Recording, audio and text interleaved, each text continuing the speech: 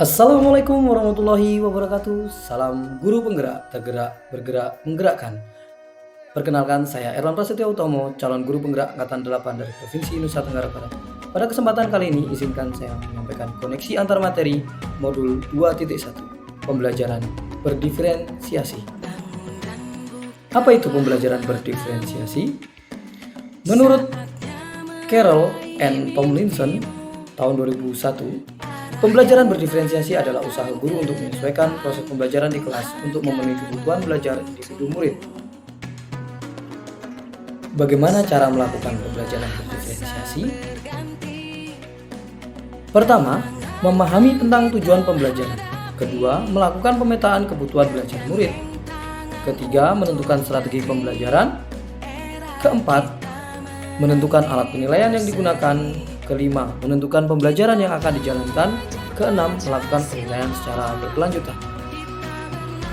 Selanjutnya, pada bukunya How to Differentiate Instruction in Mixed Ability Classroom Second Edition, Carroll and Tomlinson menyatakan bahwa kebutuhan belajar murid dibagi menjadi tiga, yaitu kesiapan belajar murid atau readiness, minat murid, dan profil belajar murid. Kesiapan belajar murid atau readiness adalah kondisi awal suatu kegiatan belajar yang membuatnya siap untuk memberi respon atau jawaban yang ada pada diri siswa dalam mencapai tujuan pembelajaran tertentu. Hal ini terdapat dua sifat, yaitu sifat dasar dan sifat temporer. Contoh sifat dasar ada konkret, sederhana, dan struktur. Struktur tergantung dan lambat. Sedangkan sifat temporer adalah abstrak, kompleks, terbuka, mandiri, dan cepat. Minat murid merupakan suatu keadaan mental yang menghasilkan respon terarah kepada suatu situasi atau objek tertentu yang menyenangkan dan memberikan kepuasan diri. Profil belajar murid, yaitu cara-cara bagaimana kita sebagai individu paling baik belajar untuk dan memberikan kesempatan kepada murid untuk belajar secara natural dan efisien. Hal ini dilakukan dengan beberapa preferensi, yaitu lingkungan, budaya, gaya belajar, dan kecerdasan majemuk.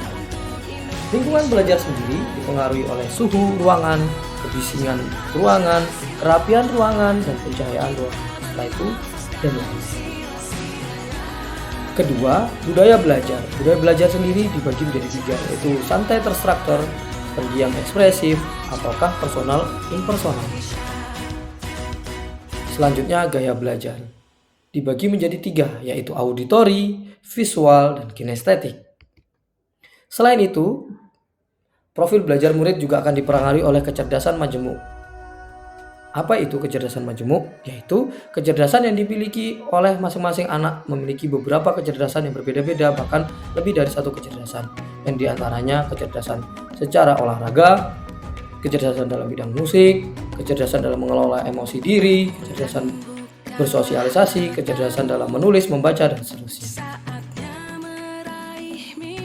Terus bagaimana cara melakukan identifikasi terhadap kebutuhan belajar murid tersebut?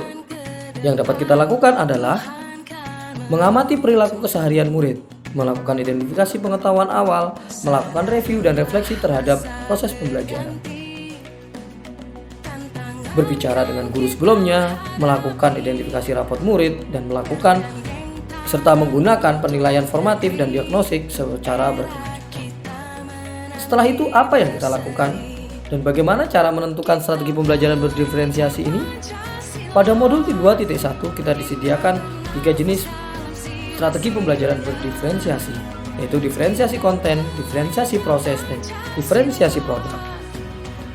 Diferensiasi konten merupakan pembelajaran yang menitik beratkan pada tingkat kesulitan atau kompleksitas sebuah sumber materi, kesiapan belajar, dan gaya belajar murid, sehingga murid disediakan berbagai jenis media atau sumber belajar sesuai dengan kebutuhan belajar murid.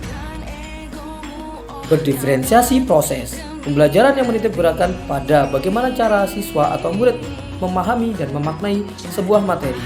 Hal ini berkaitan dengan bagaimana mereka akan belajar, secara mandirikah atau kelompok, jumlah bantuan yang akan kita sediakan untuk murid, dan siapa sajakah yang akan membutuhkan jumlah bantuan lebih dari kita. Selanjutnya, diferensiasi produk. Pembelajaran yang menitik beratkan pada hasil pekerjaan murid yang harus ditujukan kepada guru berupa karangan, tulisan, hasil tes, pertunjukan, presentasi, dan lain-lain. Tentunya yang mencerminkan pemahaman murid yang berhubungan dengan tujuan pembelajaran dan dapat diukur berupa kualitas pekerjaannya, konten yang harus ada, bagaimana cara pengerjaannya, dan sifat dari produk akhir yang diharapkan. Nah, adakah kaitan antara materi pada modul ini dengan modul-modul sebelumnya? Tentunya. Modul ini memiliki keterkaitan dengan modul-modul sebelumnya, diantaranya adalah: pertama, keterkaitannya dengan filosofi Ki Hajar Dewantara. Dalam menentukan sebuah pembelajaran berdiferensiasi, guru perlu memahami dan memenuhi kebutuhan belajar murid sesuai dengan kodrat alam dan kodrat zaman yang dimiliki oleh murid sesuai dengan filosofi Ki Hajar Dewantara. Kedua, keterkaitannya dengan nilai dan peran guru penggerak. Dalam menciptakan pembelajaran diferensiasi, seorang guru harus memiliki nilai berpihak kepada murid, reflektif, mandiri, kolaboratif, dan inovatif, untuk menciptakan suasana belajar yang menyenangkan dan memberikan kemerdekaan belajar kepada murid, sebagaimana diamanahkan dalam nilai dan peran guru penggerak. Berikutnya, keterkaitannya dengan visi guru penggerak. Dalam praktek pembelajaran berdiferensiasi dapat dijadikan sebagai salah satu strategi atau pilihan guru untuk mewujudkan visi guru penggerak yang berpihak kepada murid. Keempat, keterkaitannya dengan budaya positif. Dalam mewujudkan pembelajaran berdiferensiasi, tentunya guru harus berkolaborasi dengan siswa dalam bentuk membuat keyakinan kelas yang kedepannya akan membantu menjaga suasana pembelajaran yang sesuai dengan nilai-nilai budaya positif, profil pelajar Pancasila. Terima kasih, salam guru penggerak, tergerak, bergerak, menggerakkan. Wassalamualaikum warahmatullahi wabarakatuh. Semoga bermanfaat.